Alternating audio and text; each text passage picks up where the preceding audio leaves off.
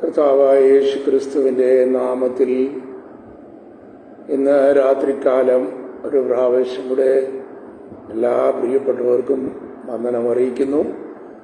Greetings to you all in the glorious name of our lord and saviour Jesus Christ, who is coming soon to receive his glorious church.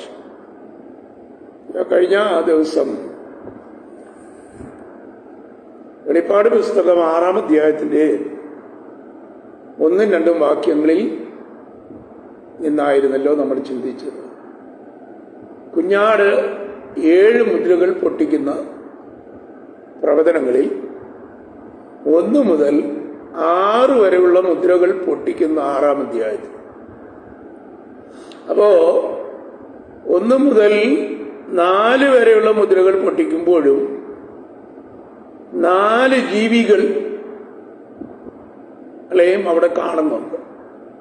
അപ്പോ 4 ജീവികളെ കാണുന്ന കൂടെ 4 കളറുള്ള കുതിരകളിൽ സഞ്ചരിക്കുന്നവരെയും കാണുന്നു.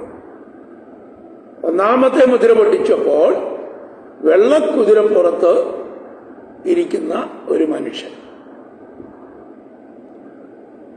അതിന്മേലിരിക്കുന്നവന്റെ കയ്യിൽ ഒരു വില്ലുണ്ട്. അവന് ഒരു കിരീടവും ലഭിച്ചു. ജയിക്കുവാനും ജയിപ്പാനുമായും അവന് അധികാരം കിട്ടി. ഇതാണ് 1-ാമത്തെ മുദ്ര പൊട്ടിച്ചപ്പോൾ നടന്നത്. ഇന്ന് നാം ചിന്തിക്കുന്നത് 2-ാം മുദ്ര പൊട്ടിച്ചപ്പോൾ എന്തു സംഭവിച്ചു എന്നുള്ളതാണ്.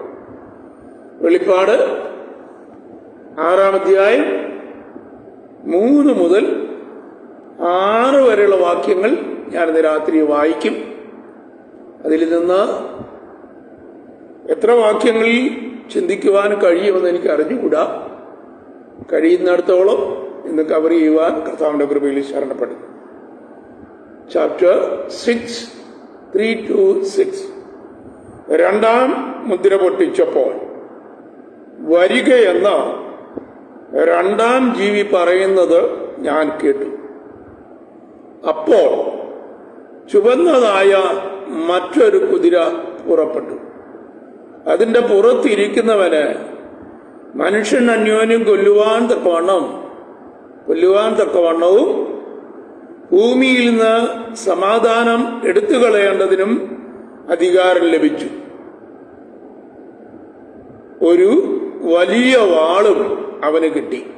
ഇതാണ് 2-ാം മുദ്ര പൊട്ടിക്കുന്ന ഭാഗം. 5-6 വാക്യോടെ വായിക്കുന്നു. 3-ാം മുദ്ര പൊട്ടിച്ചപ്പോൾ വരികയെന്ന് 3-ാം ജീവി പറയുന്നത് ഞാൻ കേട്ടു. അപ്പോൾ ഞാനൊരു കറുത്ത കുതിരയെ കണ്ടു. അതിന്മേൽ ഇരിക്കുന്നവൻ ഒരു തുലാസ് കയ്യിൽ പിടിച്ചിരുന്നു. 1 പണത്തിന് 1 ഇടങ്ങഴി ഗോതമ്പ്, 1 പണത്തിന് 3 ഇടങ്ങഴി യവം. എന്നാൽ എണ്ണയ്ക്കും വീഞ്ഞിനും കേടുവരുത്തരുത് എന്ന് 4 ജീവികളുടെ നടുവിൽ നിന്ന് ഒരു ശബ്ദവും ഞാൻ കേട്ടു. ഇവിടെ കുഞ്ഞാട് 1-ാം മുദ്ര പൊട്ടിച്ചപ്പോൾ സംഭവിച്ച സംഭവവികാസങ്ങളാണ് കഴിഞ്ഞ ദിവസത്തെ ക്ലാസ്സിൽ ഞാൻ ഓർപ്പിക്കുവാനിടയായത്. ഇവിടെ 2-ാം മുദ്ര കുഞ്ഞാട് പൊട്ടിക്കുകയാണ്. കുഞ്ഞാട് 2-ാം മുദ്ര പൊട്ടിക്കുമ്പോൾ എന്ത് സംഭവിക്കുന്നു എന്നുള്ളതാണ് 3, 4, 2 വാക്യങ്ങളിൽ രേഖപ്പെടുത്തിയിരിക്കുന്നു. കുഞ്ഞാട് 2-ാം മുദ്ര പൊട്ടിച്ചപ്പോൾ വരിക എന്ന് 2-ാം ജീവി പറയുന്നത് ഞാൻ കേട്ടു. ഇവിടെ മലയാളത്തിൽ വായിക്കുമ്പോൾ വരിക എന്ന് മാത്രമേ പറഞ്ഞിട്ടുള്ളൂ. എന്നാൽ അത് ഇംഗ്ലീഷിലൊന്ന് വായിക്കുമ്പോൾ അല്പം കൂടെ വ്യത്യാസമുണ്ട്. And when he opened the second seal, I heard the second beast say, Come and see. വന്ന് കാൺമീൻ. മലയാളത്തിൽ എഴുതിയിരിക്കുമ്പോ വരിക എന്ന 2-ാമത്തെ ജീവി പറയുന്നത് ഞാൻ കേട്ടു എന്ന് മാത്രമേ മലയാളത്തിൽ എഴുതിയിട്ടുള്ളൂ. പക്ഷേ ഇംഗ്ലീഷിൽ അത് വായിക്കുമ്പോൾ അതിങ്ങനെ രേഖപ്പെടുത്തിയിരിക്കുന്നു, കം ആൻഡ് സീ. ഇനി ഞാൻ തക്കതായ ഒരു ദൈവവചനം പറയുകയാണ്. 4-ാം അധ്യായത്തിന്റെ 1-ാം വാക്യത്തിൽ യോഹന്നാനോട് വെളിപ്പാടിൽ ഇങ്ങനെ രേഖപ്പെടുത്തിയിരിക്കുന്നു, സ്വർഗം തുറന്നിരിക്കുന്ന ഞാൻ കണ്ടു, ഇവിടെ കയറി വരുവീൻ എന്ന് യോഹന്നാനോട് പറഞ്ഞു. എന്നുവെച്ചാൽ യോഹന്നാനോട് പറയുന്നു, I shall show you the things which is going to happen. ഇനി സംഭവിപ്പാനുള്ളത് ഞാൻ നിനക്ക് കാണിച്ചു തരാം എന്ന് പറഞ്ഞിരിക്കുന്നത് കൊണ്ട് മലയാളത്തിൽ വരിക എന്ന് വിളിക്കുന്ന സമയം അത് ഇംഗ്ലീഷിൽ അല്പം കൂടെ ക്ലിയർ ആയി എഴുതിയിരിക്കുന്നു, വന്ന് കാണുക, വന്ന് കാൺമീൻ, come and see what will happen എന്നുള്ള അർത്ഥത്തിലാണ് കൊടുത്തിരിക്കുന്നത്. അതുകൊണ്ടാണ് മലയാളത്തിൽ അത് വരിക എന്ന് എഴുതിയിരിക്കുന്നത്. ഞാൻ അല്പം കൂടെ ക്ലിയർ ആയി ഇംഗ്ലീഷ് ഭാഷാന്തരത്തിൽ വായിച്ചു കേൾപ്പിച്ചത്. അത് കുഞ്ഞാട് 2-ാമത്തെ മുദ്ര പൊട്ടിച്ചപ്പോൾ, 1-ാം മുദ്ര പൊട്ടിക്കുമ്പോൾ അങ്ങനെ തന്നെയാണ്, കം ആൻഡ് സീ, വന്ന് കാണുക എന്നാണ് ഇംഗ്ലീഷിൽ രേഖപ്പെടുത്തിയിരിക്കുന്നത്. വരിക എന്ന് മാത്രമേ മലയാളത്തിലുള്ളൂ. ഇംഗ്ലീഷിൽ അത് വായിക്കുമ്പോൾ വന്ന് കാണുക, സംതിങ് ഈസ് ഹാപ്പനിങ് എന്നുള്ള അർത്ഥത്തിൽ സംഭവിക്കാൻ പോകുന്നതിനെ വന്ന് കാണുക. അതാണ് ഈ വന്ന് കാണുക എന്ന് പറയുന്നതിന്റെ അർത്ഥം. Something is going to happen, എന്തോ സംഭവിക്കാൻ പോകുന്നുണ്ട്, അതിന് ഞാൻ നിനക്ക് കാണിച്ചു തരാം എന്ന അർത്ഥത്തിലാണ് വന്ന് കാണുക എന്ന വാക്ക്.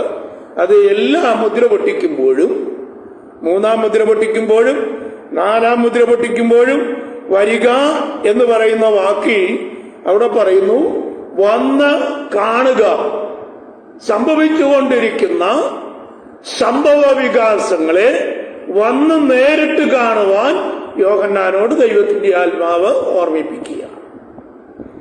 Come and see what is going to happen in the coming days. ഇനി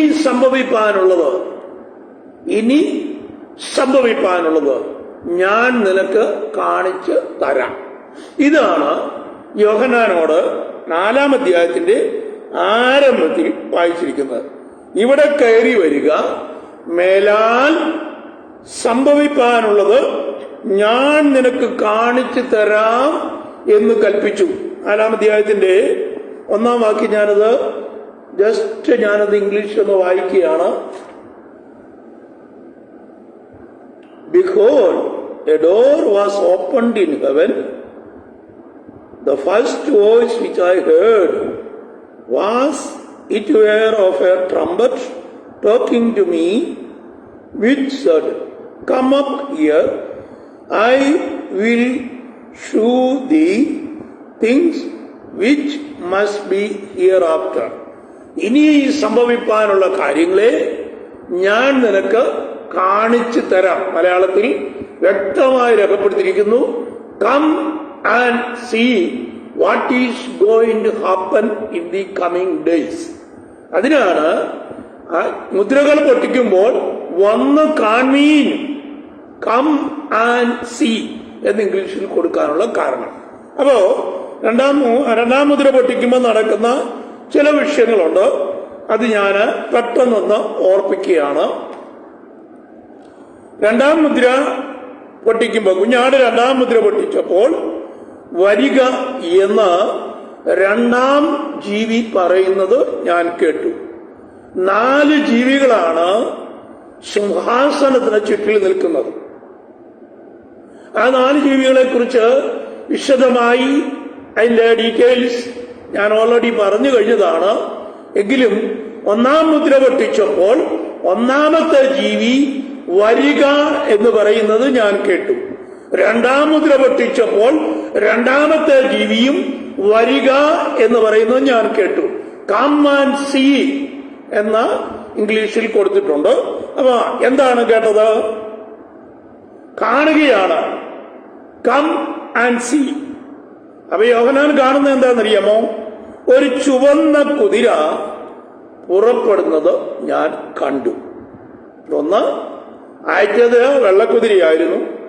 രണ്ടാമത്തേത് എ റെഡ് ഹോഴ്സ്, ചുവന്ന കുതിര. അതിലിരിക്കുന്നവന് ചില അധികാരങ്ങൾ കൊടുക്കുക. അത് ഞാൻ വായിച്ചു കേൾപ്പിക്കാം. മലയാളത്തിൽ നമുക്ക് വ്യക്തമായി കൊടുത്തിരിക്കുന്ന വാക്കുകൾ.